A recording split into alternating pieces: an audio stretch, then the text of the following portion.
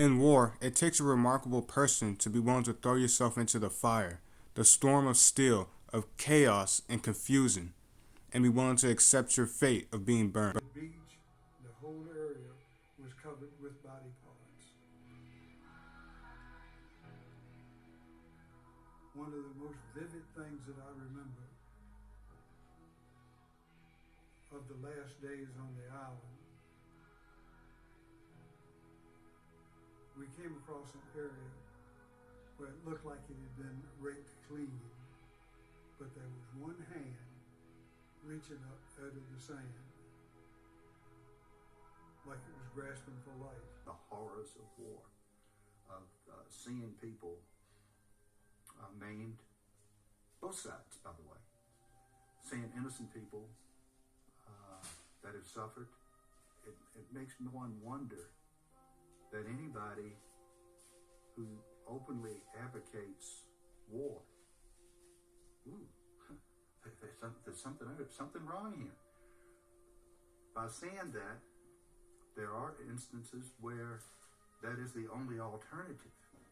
It's sad to say that there are people in this world who the only thing they know is force. Courage is not without its fear. Real people who are courageous have the fear that all humans have and still continue what they do. This courage also leads to a greater virtue. You see these movies of John Wayne and all that, Sands of Iwo Jima and all that, Gone Home, that's a lot of hard work. To me, the definition of courage is when you're scared to death and yet you continue to do what you're supposed to do. To me, that's courage. I was scared like everybody else. Everybody's scared, you know. But I mean, you just try to stay controlled and do what you're supposed to do. When I was young, 17, 18 years old, and then you put into positions of responsibility. At 19 years old, when you're responsible for 6, 7 other men, you know, to keep them alive and yourself alive. It was a Chinook. I'm Craig of the Virginia War Memorial, and today I have a quote from the book With the Old Breed, written by Eugene Sledge, who was a United States Marine in World War II and served in the Pacific Theater. War is brutish, inglorious, and a terrible waste. Combat leaves an indelible mark on those who are forced to endure it.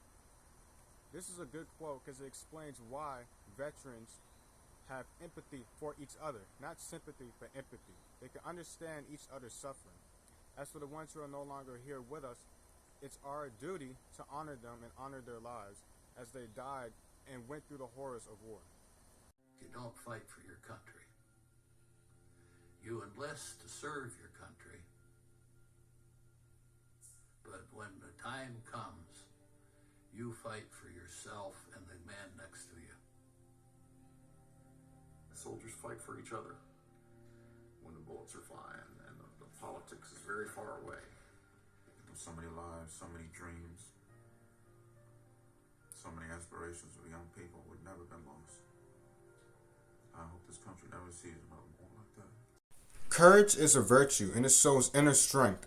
Here at the Virginia War Memorial, we memorialize all veterans who have the strength or from the Commonwealth of Virginia.